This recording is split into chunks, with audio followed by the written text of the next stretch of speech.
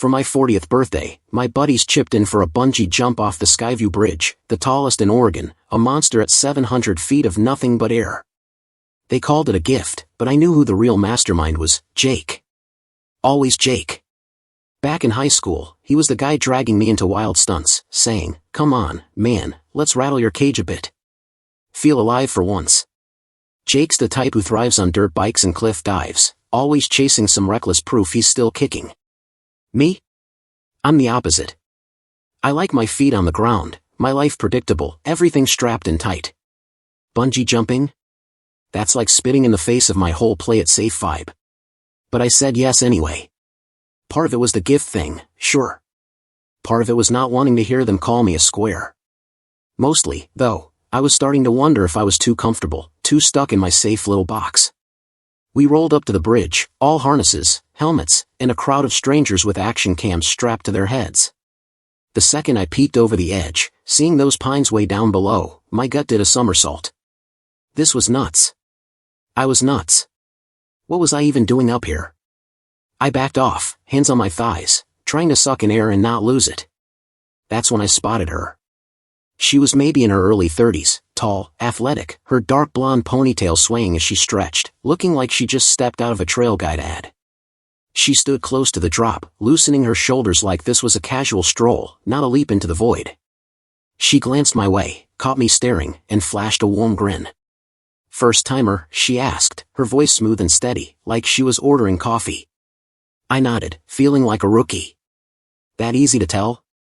"Little bit," she said, her smile widening. "No worries, though. I've done this spot 4 times now. This'll be 5. I blinked, stunned. 5? Why keep coming back? She shrugged, casual as anything. It's a reminder I'm still here, still breathing.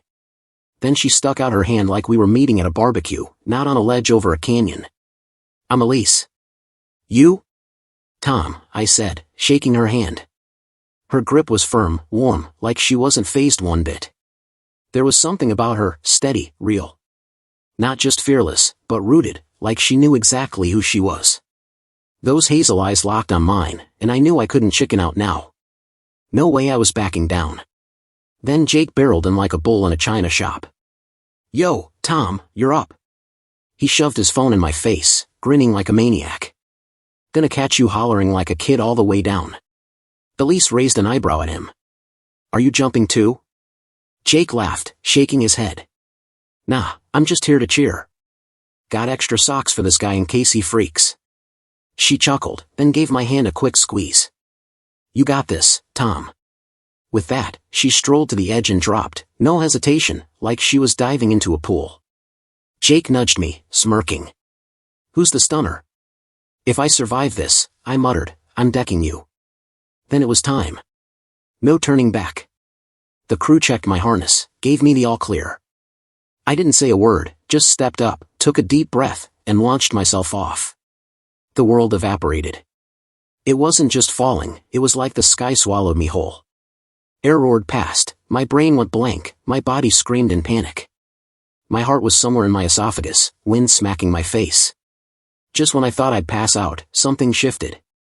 It was like soaring, weightless, the wildest quiet I'd ever felt.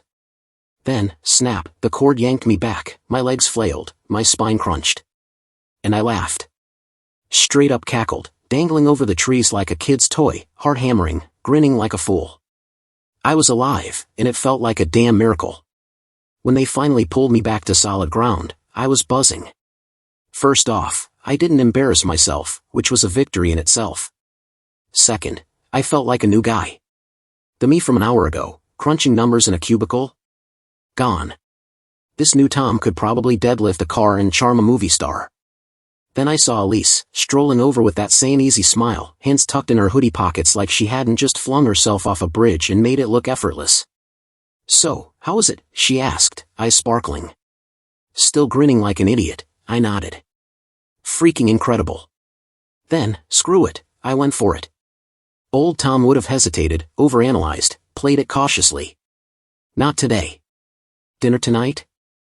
I blurted, no filter, just straight from the gut. She tilted her head, sizing me up for a second, like she saw something I didn't. Then she unzipped her hoodie, pulled a sleek black card from an inner pocket, her name and number in crisp white font, and handed it to me. "Tonight it is," she said, her smile hinting at more than just a meal. "Maybe coffee in the morning too." She'd barely taken a few steps when Jake came charging in, practically bouncing. "Dude, that was insane. I got it all on video." He slapped my back so hard I coughed. "You were yelling like a banshee, but, like, in a badass way." I didn't even glance at him, my eyes glued to Elise as she walked off, her ponytail catching the light. "How was it, man? For real?" Jake pressed. I turned to him, still smiling. "Unreal. The jump, yeah, but mostly I was thinking about her. I swear, I felt like I'd just unlocked a new version of myself." I picked a cozy little spot in downtown Salem for dinner, tucked away on a quiet street with candlelit tables and soft blues playing low, private enough to make the world feel far away. At 9 p.m. on the dot, Elise walked in, and my lungs forgot how to work. Her dress was simple, dark green, clinging just right, with heels that clicked softly, her hair swept up with a few strands loose. Her lipstick was a deep red, bold but not overdone, and it hit like a lightning bolt. She spotted me, smiled, and I was done for. "Hey," she said, sliding into the chair across from me like we'd been doing this forever, not meeting hours after jumping off a bridge. "Hey," I managed, pouring her a glass of wine. We clicked right away, talking about jobs, places we'd been, random hobbies we never thought we'd pick up. I admitted I'm not big on hiking. She laughed, said she once sprained her ankle scaling a hill in bare feet. I told her I'm weirdly into organizing budgets. She didn't bat an eye. Everything about her was sharp, alive, like she was plugged into some frequency I'd never tapped into. Those eyes, man, every time they locked on mine, I felt like I might combust. Halfway through her grilled chicken and my burger, she leaned forward, propping her chin on her hand. "You're not what I thought you'd be." "Yeah? What did you figure?" I asked. "Someone more spooked," she said, grinning. "But I'm liking this Tom way better." Before I could string together a reply, Elise stood up.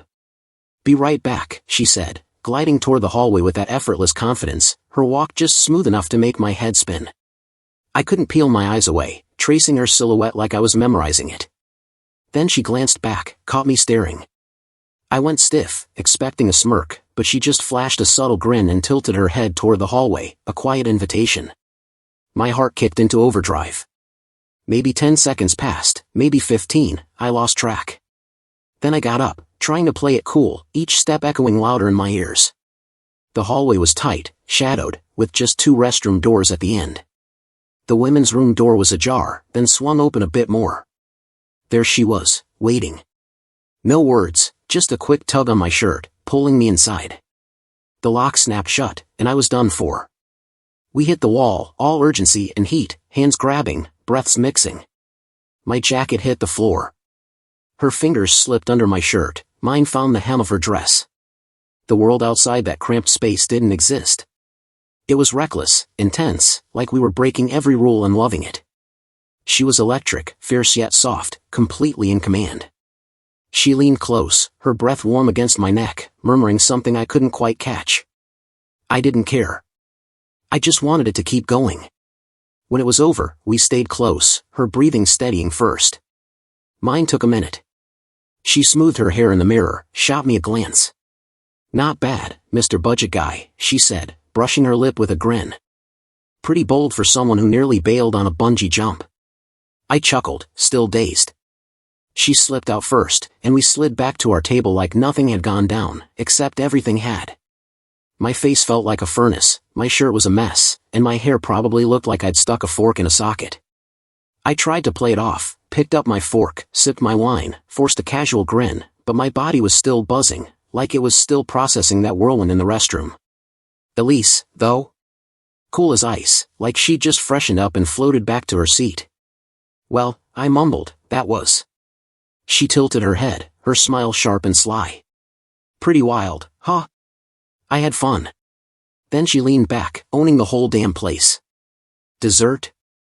I think I nodded, maybe muttered something, still scrambling to remember how to form a sentence. We eventually left the restaurant. She flagged a cab, and I climbed in with her. We didn't talk much on the ride to her place, just sat close, our shoulders brushing, her hand grazing mine once, soft and deliberate. When we pulled up to her apartment, I didn't want the night to end. Didn't want her to leave. "This is me," she said, her voice quiet. "Yeah," I said, staring at her front door like it was a wall I wasn't allowed to climb. She turned to me, her eyes softer now, less spark and more warmth. "Tonight was great," she said. "Same," I managed, throat tight. Then, before I could overthink it, I blurted, "I'm not ready to call it a night." Her smile shifted, not teasing, just real. "I know," she said, then leaned in and kissed me. It was slower, deeper, less rushed and more like a vow. When she pulled back, I was already aching for more. "I'll call you," she said, and then she was gone. I sat in the cab for a good minute after her door shut, watching her porch light blink out, my heart still racing like I'd just jumped off that bridge again. Elise was like a wildfire. Everything with her moved at lightning speed, maybe too fast, but it made me feel young again, like I was 20 and chasing something bigger. She never let things sit still. On a random Saturday, she'd roll up to my place, tossing me a spare helmet. "Let's go," she'd say, nodding toward her motorcycle. "I've got a deadline," I'd grumble, glancing at my laptop. She'd just grin. "Work's not going anywhere, Tom, but this sunset? This moment? It's now or never." Next thing I knew, we were tearing down a coastal road near Astoria, her laughter ringing out behind us, no destination, just the open road and pure instinct. She pushed me, and damn, I was starting to love it. One night, we were at a drive-in theater outside Eugene, sprawled in the bed of my truck, blankets piled high. Halfway through some old action flick, she leaned close, her breath tickling my ear. "Want to sneak into the hotel pool nearby?" she whispered. I hesitated. "It's gated. They've got cameras, probably staff." She pulled back, one eyebrow raised. "So? If we pull it off, you owe me a back rub. If we get caught," she leaned closer, voice low, "you might like the thrill of running." 10 minutes later, we were in the water, splashing quietly, barely dressed, her laughter bouncing off the pool deck. No security ever showed up. And yeah, I gave her that back rub.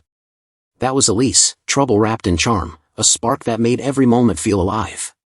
She woke up parts of me I'd forgotten were there. So, one evening at my place, over takeout pizza in my kitchen, I got up the nerve.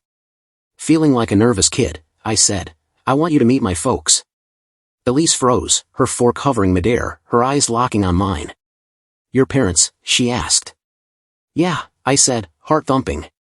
"I think they'd be crazy about you." She set her fork down, her smile softening, less spark and more warmth. "You think I meet the family material?" "I know you are," I said, dead serious. She went quiet for a moment, then nodded. "Okay, let's do it." And just like that, I was all in, no looking back. We pulled up to my folks' place just before 2 p.m., a 2-story house with faded blue siding and a creaky porch swing nestled behind a row of cedars in Bend, Oregon. My childhood home. Elise cut the engine and shot me a playful grin. "Are you sweating this?" she asked. "Me? Nah," I said, trying to sound chill. "You? Should I be?" she teased, then leaned over and kissed me, quick and confident, like meeting my whole family was just another Tuesday. Inside, the smell of grilled pork and thyme hit us as soon as we walked in. My mom's all about home-cooked meals, especially on Sundays, cloth napkins, proper glasses, the works. Dad was the first to greet us, arms wide, voice like a foghorn. "This Bungie gal?" he boomed. Elise laughed, shaking his hand. "That's me. Guilty as charged." "Gutsy move," he said, grinning. "Back in my day, I used to leap out of choppers. Did it 20 times, military and after. Have you ever tried a tandem jump?" 3 times, Elise said, eyes lighting up. "Loved every second. Thinking about going solo next." They were off, chatting about harnesses, wind speeds, and drop zones. Dad looked like a kid again, soaking up her energy.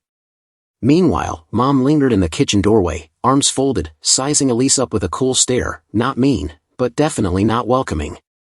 We sat down at the table, napkins in laps, glasses filled. "So, Elise," Mom said, slicing through the quiet, "what's your line of work?"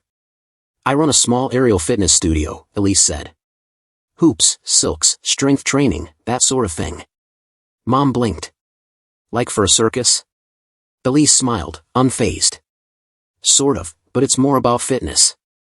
Women train for strength, flexibility, and balance. It's a big community now.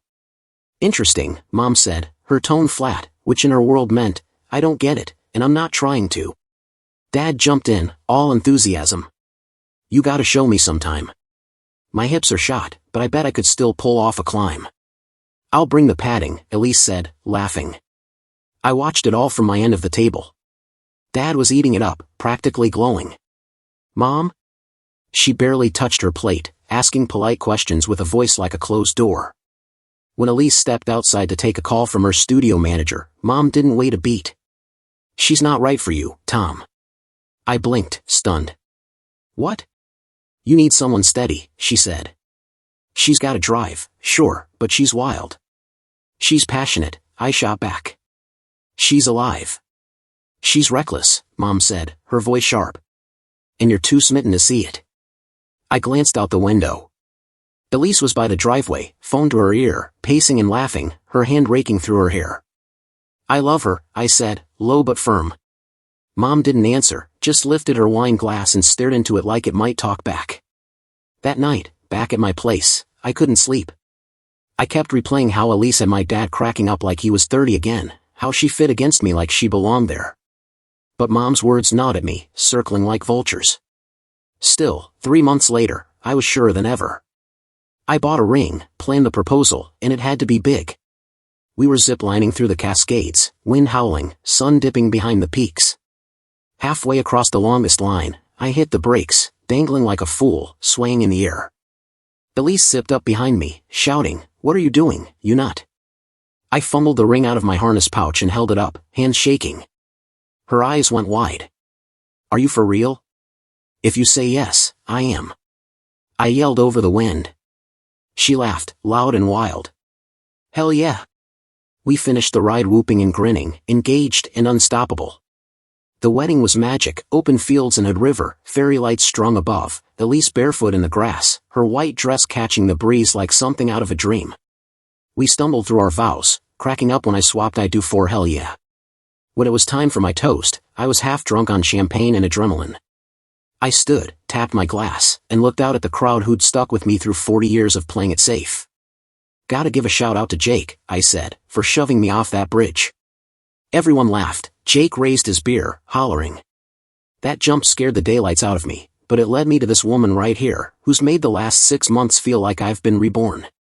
Cheers erupted, glasses clinked, and Elise leaned over, kissing me mid-speech. To take chances, I finished, into the friends who don't let you hide. Applause broke out, Dad even stood, clapping like a maniac. But Mom? She sat there, hands folded, staring at her glass, face blank. No smile, no nod, nothing.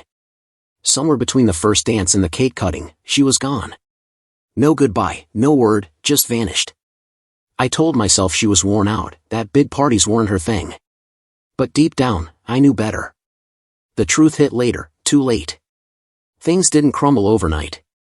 It was gradual. Elise's spark, the thing that lit me up at first, her fearless, thrill-chasing energy, started wearing me down. She was always after the next rush. On a random Tuesday, she'd be in the kitchen, chugging a smoothie, already wired. "Next weekend, Reno," she said. "There's this insane zip line over a canyon. You in?" I stared at the floor. "Maybe we just chill for once," I said. She blinked, like I'd spoken another language. "Chill? What's up with you, Tom?"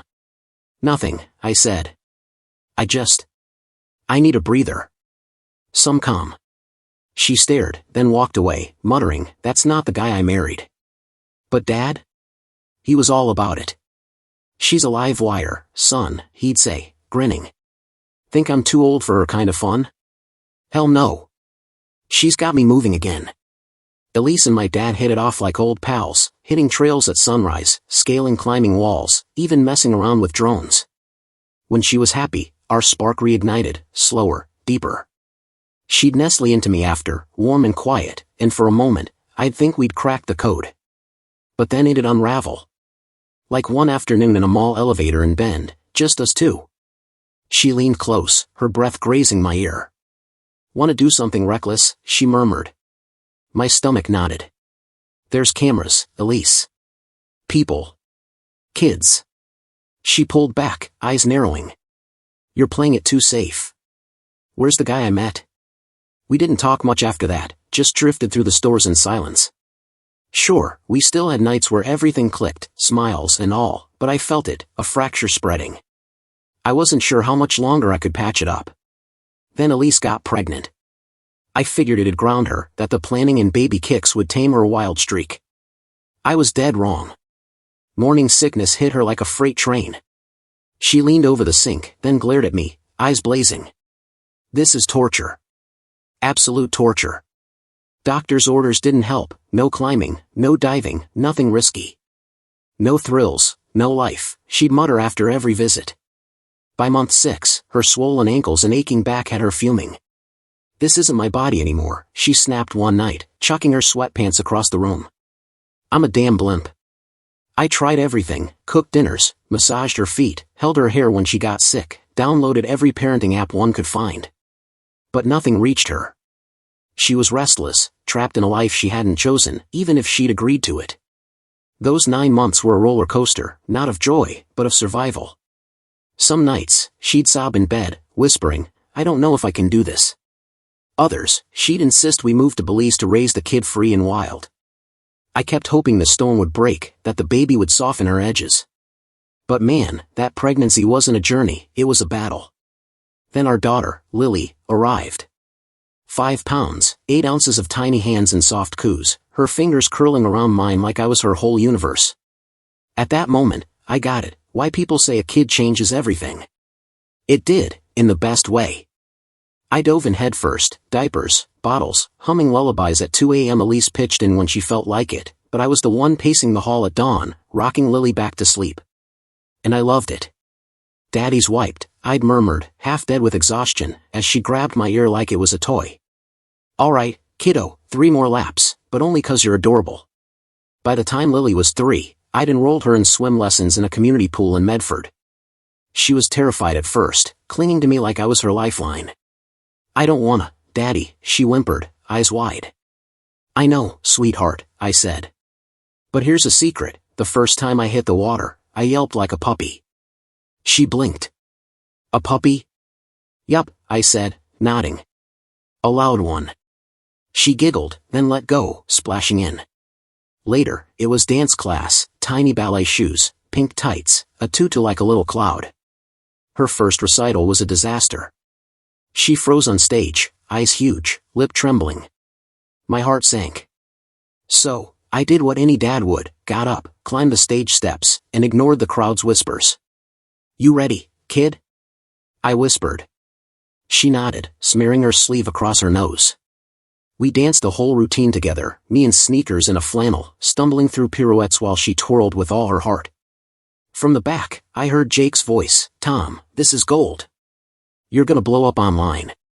Sure enough, there he was, phone out, filming like a proud goof. I just grinned. Let him record. Up there with Lily, her laughter lighting up the stage, nothing else mattered.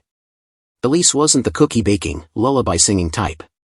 6 weeks after Lily was born, she was back at the climbing gym. By 3 months, she'd signed up for an extreme kayaking course. You just grew a whole person, I said once, watching her pack gear. Maybe take it slow? She rolled her eyes. My body's mine again, Tom.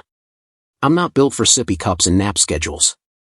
She loved Lily in her own way, kissing her forehead, snapping cute photos for social media, but the daily grind? The late-night feedings, the meltdowns? That was mostly me. I didn't mind. Becoming a dad flipped a switch in me. I started thinking about safety, consequences. I stopped gunning it on back roads, checked the smoke alarms twice a month. I wanted to stick around. But Elise? She still wanted to soar. That difference turned our home into a war zone. She'd wait until Lily was asleep, the house still, then saunter out in some wild outfit, like a climbing harness or a costume she'd ordered online. Let's sneak onto the roof, she'd whisper one night, eyes glinting. No lights, just us. Could be fun if someone spots us. I froze, thinking of Lily's baby monitor glowing in the corner. Not tonight, I said. She stepped back, stung. Not tonight? I'm beat, I said. Up since 4 a.m. with her. You used to be game for this, she said, voice sharp. What happened? I became a dad, I shot back. She stared, jaw tight. Well, I didn't sign up to play monk.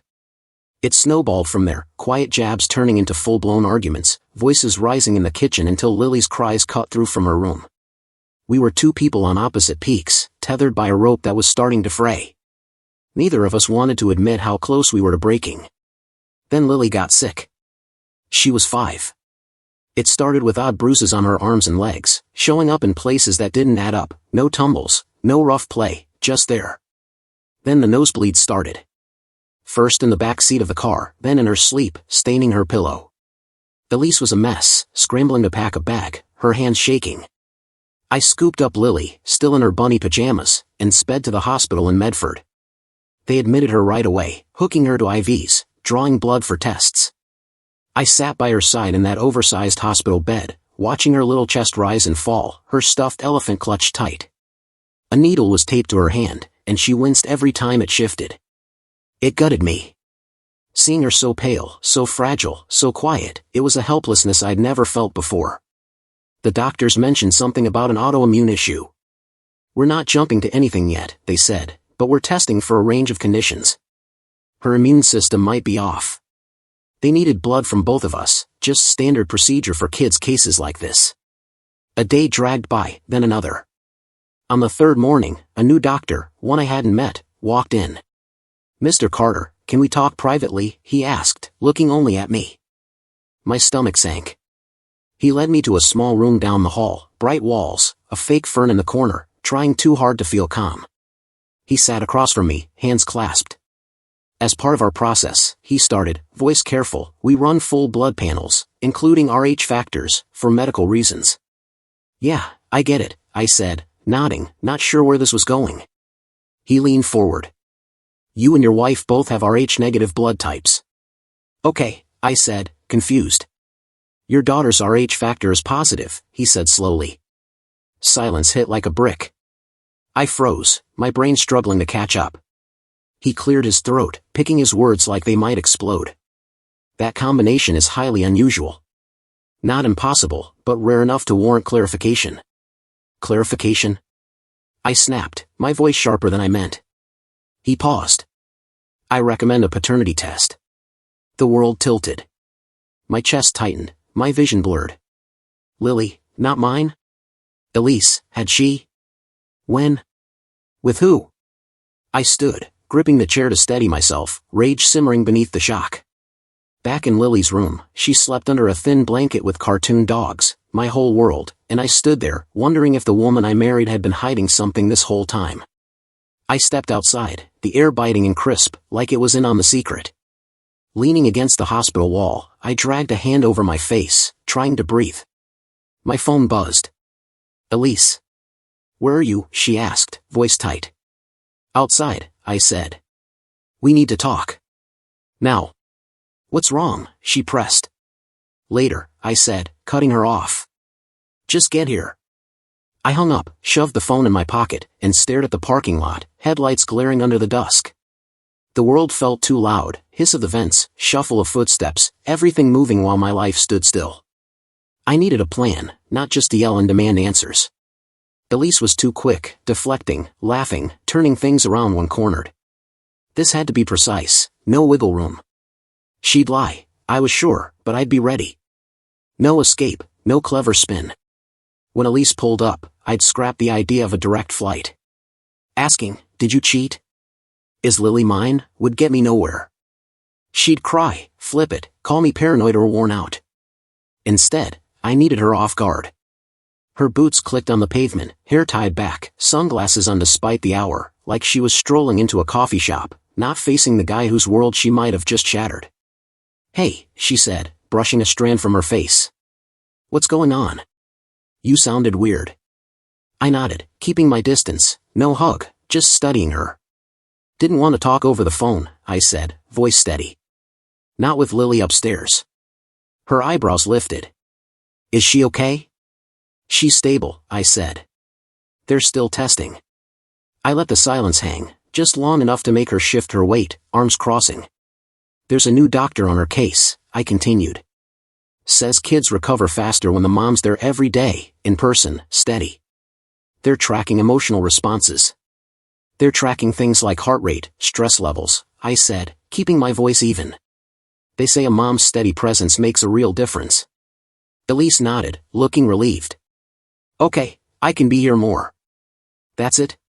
God, Tom, you had me worried. Couldn't say that over the phone? Her tone sharpened, annoyed. I didn't answer, just watched her head toward the hospital entrance, her steps quick. For the first time, it wasn't awe I felt, it was a cold, bitter disgust. I got the DNA test done quietly. The night before the results, I didn't sleep. Barely ate the day before either. I kept telling myself it was just a formality, some lab error, a glitch in the blood work. But deep down, something in me already knew. I was gentler around Lily, not distant, just careful. Every time she called me daddy, it hit like a hammer. I still kissed her forehead, tucked her in, but afterward, I'd linger in the hall, staring at the baby monitor, fists tight. When the message came, DNA results available, my hand shook. I opened it in the hospital parking lot, engine humming, thumb frozen over the screen like it might burn me. Then I saw it, DNA match, 25%. I wasn't her father. I was related. I gripped the steering wheel, staring through the windshield, waiting for it to make sense. The hospital called me in. Same hall, same sterile room, but I felt like a stranger walking through. The doctor's voice was too soft, like he was handling glass. You're biologically related, he said, but not the father. I shook my head, numb. I don't have a brother. No uncles. My granddad's been gone since I was a kid. My voice dropped. There's only one person left. My dad. He didn't respond, didn't need to. My mind shattered, flashes of things I'd ignored. Elisa's hand on Dad's arm, their shared laughs, that one time they were gone too long on a hike. And Lily, my daughter, my sister. My knees buckled. I was ice, my breath louder than the doctor's words. This was some twisted TV drama, except it was my life, and I didn't know what to do next. I turned off my phone and drove, no direction, just moving. Trees blurred past, swallowing the world, roads, signs, thoughts. Deep in a forest outside Ashland, I parked, stumbled out, and let it rip. I screamed, over and over, until my throat was raw, punching the steering wheel, slamming my fists into the dirt, tears blurring everything. Rage, shame, betrayal, images of Elise and my dad, the test, Lily's trusting eyes, it all tore through me like a blade. 3 hours later, I was back in the car, breaths even, hands steady, mind clear and cold. I knew what came next. First, Elise and my dad were done. Cut off completely, divorce, no contact, no second chances. Second, Lily was mine, blood or not. I'd fight for her, no matter what the papers said. But to make it stick, I needed evidence, something ironclad and legal. And I knew who to talk to first. I drove straight to Mom's house in Redmond, no call, no plan, just showed up. She opened the door, saw my face, and stepped aside without a word. We sat at her kitchen table, the same one I'd scarfed down pancakes at as a kid, the same window letting in pale light. I stared at her, then asked, straight up, did you know Dad was cheating? She didn't move, hands resting on an untouched coffee mug. That's a hell of a way to start, she said softly. I need the truth, I pressed. Please. She let out a slow breath, eyes dropping. Yes. For how long? I asked. Always, she said, the word landing like a punch. He had women, she continued, voice low. Some for a night, some for months. They came and went. I looked the other way. You just lived with it? I asked, stunned. She gave a tired shrug. I had you. That was enough. I leaned back, chest tight. But there was one, she said, unprompted. One who didn't fade out. I knew before I said it. Elise. She met my eyes, nodded. They met 9 years ago on some kayaking trip, one of those thrill-chasing things he loved. Long before you knew her. I told him to end it or I'd drag it all into the open. He swore he did. Maybe he lied. She's my wife, I said, voice hollow. I know, she said, her voice breaking just a fraction. I tried to warn you, Tom. But you were so gone for her. You lit up when she walked in. What was I supposed to do? Break your heart? I couldn't look at her, the silence heavy, broken only by the faint tick of the wall clock.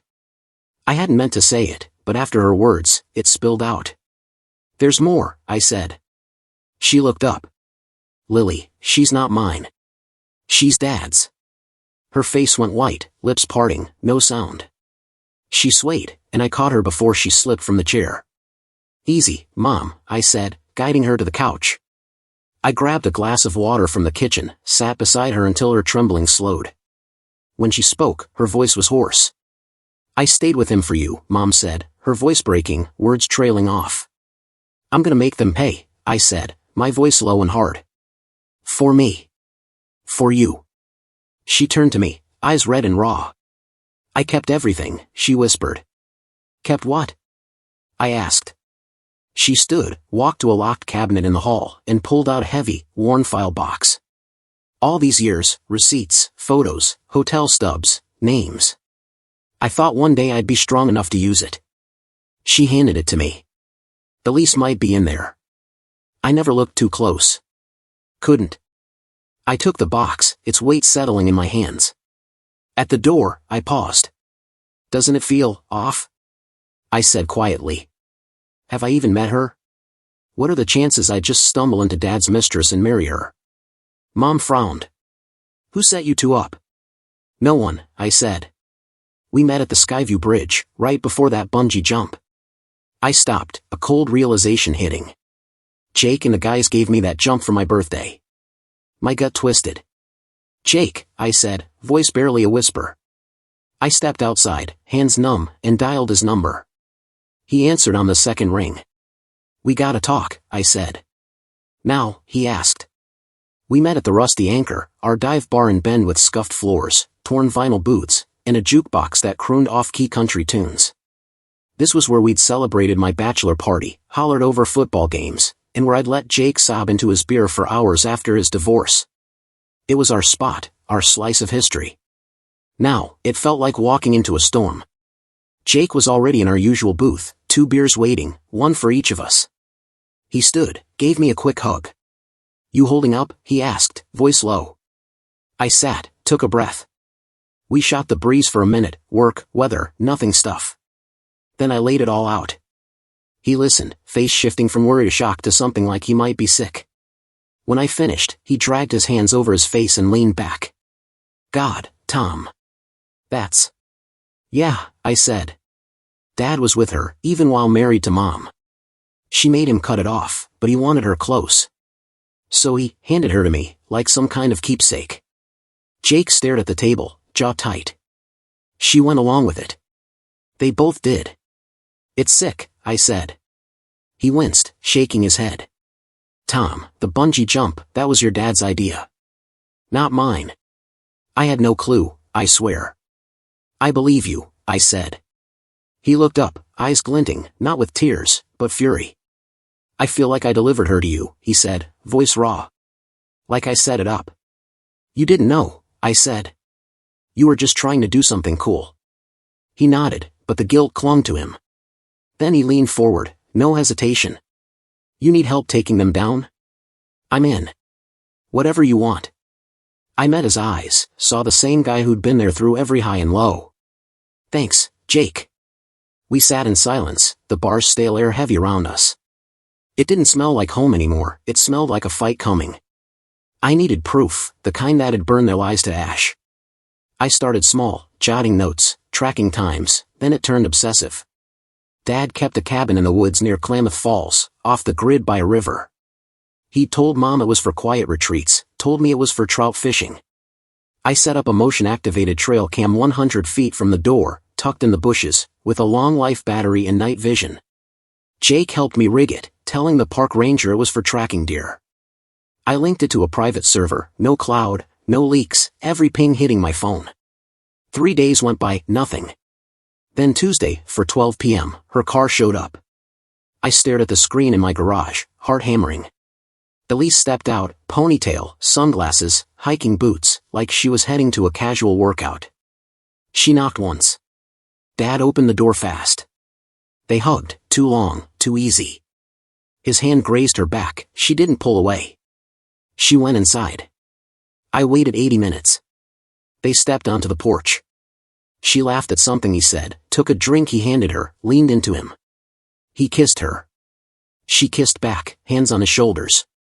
I slammed my laptop shut, sat in the dark, fists tight, breathing like I'd sprinted a mile. An hour later, I watched again, paused, zoomed in. Her fingers in his hair, his hand on her hip, just like she used to touch me. I saved the footage, labeled it "They'll Pay," burned it to a flash drive, and locked it in a fireproof safe. This wasn't about catching them anymore, it was about destroying their lies. For 2 weeks, I worked like a man on a mission, legal papers, custody forms, emergency motions. I didn't see Elise, didn't answer her calls or texts. Told her I was swamped with a big work project. She bought it, of course. Elise was too wrapped up with my dad to notice me pulling back. But Lily? I couldn't stay away. She was still in the hospital in Medford, slowly getting stronger, so I found a way to see her. I slipped a nurse, a no-nonsense woman in her late 50s with sharp eyes, $50 and a quiet plea from a wrecked dad. She texted me whenever Elise left, letting me know it was clear. I'd sneak in through the staff entrance, sit by Lily's bed for an hour, maybe 2, holding her hand, brushing her hair back, reading her favorite book about sea turtles over and over. "Where's Mommy?" she mumbled once, half asleep. "She's out for a bit, sweetheart," I said softly. "But I'm right here." And I was, even if I felt like a shadow, moving silently, planning. I didn't breathe a word of my intentions to anyone, just worked, waited, watched. When the moment came to hit, I wanted it to land hard, perfect, undeniable. I had to be there, see Elise's face when the truth crashed down. No texts, no middleman, just raw impact. At 8:03 a.m., the court officers strode up to our house in Bend. I stood a few steps back, hands shoved in my pockets, face blank. Elise opened the door, robe loose, coffee mug in hand, flashing that easy, charming grin she used when she thought she was in control. Then the officer handed her the envelope, crisp, heavy, sealed with everything I'd built against her. She blinked, glancing at the papers. "What's this?" she asked, voice sharp. "You've been served," the officer said, calm and clipped. Her eyes flicked to me, smile gone. "Tom, are you serious? This a joke?" I didn't move, didn't speak. "What the hell is this? Divorce? Custody?" She let out a short, shaky laugh. "You've lost it. This is crazy." Her voice cracked, panic seeping through the act. "You think you can take Lily from me? No judge is gonna let that happen." I stepped closer, voice low, steady. "I'm taking Lily. You're left with nothing." She stared, mouth open, breaths quick, like I'd knocked the air out of her. The officer nodded and walked away, his job done. Mine was just starting. She stood in the doorway, gripping the papers like they might burn her. Speechless. Good. But I wasn't finished. At that exact moment across town, my lawyer, Carla Vance, a woman who could dismantle a man's ego with a single glance, was with Mom in a notary's office in Redmond, filing a civil suit against Frank, my dad. Infidelity, hidden assets, betrayal of trust, 36 pages of it, airtight. Grounds, marital fraud, emotional damage, misused funds. All of Mom's evidence, hotel receipts, travel logs, a private investigator's report from a decade ago she'd never had the guts to use, went into that file. I timed it to the second, a synchronized strike. While Elise was reeling from the divorce papers, Dad's bank was already freezing his accounts. This wasn't just a breakup, it was a reckoning. He'd betrayed his wife, his son, and now he'd feel what it's like when the people you stepped on stop shielding you. He showed up at my place unannounced, no call, no warning. The front door swung open, his boots hitting the floor like gunshots. There he was in my kitchen doorway, face red, chest heaving. "You think you can sneak around me, you little punk?" he snarled. "You really believe you can drag me through court?" I stared, unflinching. "You gave me nothing but lies. I'm taking your name off me too." He lunged, his fist clipping my jaw. Pain flared, but I stayed up, swinging back, catching him across the cheek. We crashed into the kitchen table, chairs skidding, one splintering. He shoved me into the counter, I drove my elbow into his side. We hit the floor, fists flying, breaths ragged, like two dogs scrapping. I pinned him, knee on his chest. He swung again. I caught his arm, slammed it down. Enough! I roared, voice shaking with rage. You're done. Stay away from me and Lily. He glared up, blood on his lip, eyes burning. You don't call those shots. I do now, I said, standing, looking down at him like the trash he was. I'm burying you in court, for Mom, for me. You'll rot alone like you deserve. He sat up, wiping his chin, muttering, this ain't over. I opened the door. Get out before I call the police. He hesitated, then shuffled out, limping, not broken in his mind but cracked in mine. This wasn't revenge anymore, it was justice. Courtroom 3A, 9:10 a.m. It wasn't some dramatic movie set, no booming echoes, just a chilly room with worn linoleum, flickering lights, and a stale coffee smell from a thermos on a bench nearby. Elise sat across the aisle, dressed in a crisp white shirt and small earrings, her I'm a good person court look. She seemed composed, but I caught her hands under the table, twisting nervously, never still. I didn't linger on Elise, just kept sipping from a plastic water bottle, waiting for the judge to start. He shuffled in, an older guy with gray hair, shoulders slightly stoopid, robe hanging loose as he sat. His voice was flat as he opened the case. Carter versus Carter. Issues of fraud, infidelity, breach of marital trust. My lawyer, Carla, stood, no theatrics, just a stack of evidence, DNA results, cabin footage, text logs between Elise and my dad. Elise's attorney tried to counter, claiming the evidence was skewed, emotionally charged, maybe even tempered with. The judge barely raised an eyebrow. Then he turned to Elise. Mrs. Carter, do you deny a romantic relationship with your father-in-law during your marriage? She hesitated, eyes flickering. It wasn't like that. I was lost, it was just emotional at first. Answer directly, he pressed. Yes, she said, voice small. The room went quiet, heavy. When the judge read the ruling, his tone stayed even, eyes on the paper. Sole legal and physical custody of the child was granted to Mr. Carter. All joint assets, home, car, accounts, awarded to Mr. Carter. The defendant will pay $150,000 in punitive damages for marital fraud. Elise's jaw dropped. You can't do this. She's my daughter too. The judge looked up, calm but firm. No, she's not. That was it. She sat, frozen, silent for once. Courtroom 3C, 1:15 p.m. Same building, same sterile smell of bleach and cheap polish, same harsh lights. Frank, my dad, was already there, suited up, shoes gleaming, like he was pitching for a promotion. I walked in, avoiding his gaze, adjusting my tie. This was my case, intentional emotional distress, alienation of affection, destruction of family bonds. Carla laid out our proof, Mom's sworn statement, my therapist's notes, photos, texts, receipts. Dad's lawyer gave a weak objection. This is personal vending, not a legal claim. Carla didn't flinch. This is what happens when a father deliberately dismantles his son's life. It's not venting, it's evidence of betrayal. Dad snapped. He's soft. She didn't want him anymore. I didn't steal her, he let her go. Even the judge paused, leaning forward, then back. After a brief recess, the ruling came, $250,000 in damages, $100,000 punitive. No gasps, no drama, just a cold, quiet end. Dad stared ahead, blank. I walked out, and didn't look back. He wasn't my father anymore, and she'd never been my wife. Mom and I left the courthouse together, her purse slung over her shoulder, court papers tucked under her arm. Her posture was straighter than I'd seen in years, her face calm, maybe weary, but free. We'd won, not with cheers, but with a weight lifting off us. Then, out of nowhere, something cold and sticky hit my chest. Chocolate syrup, thick and sweet, dripping down my shirt. Elise stood there, sunglasses on, gripping a half-empty milkshake cup, whipped cream sliding down the side. Her hands shook, jaw tight. Think this is done? She hissed. You think you can take everything and walk away?